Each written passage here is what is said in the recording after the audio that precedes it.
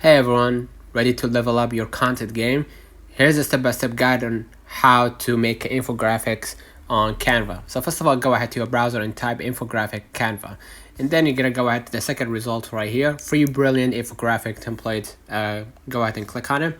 And you're gonna be able to see the official website of Canva. And you're gonna see the designs. Go ahead and select your free design, right? And then what you're gonna do, go ahead and click it up, right?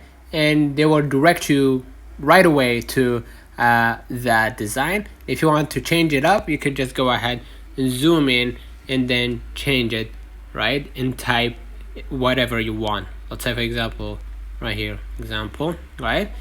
And then add your details step by step, right? And if you want to change the colors, you can see right here many tools at the bottom.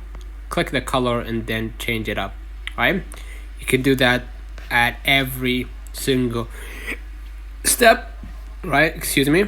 And then after you finish up, go ahead and hit the sharing icon at the top, right next to the comment, right?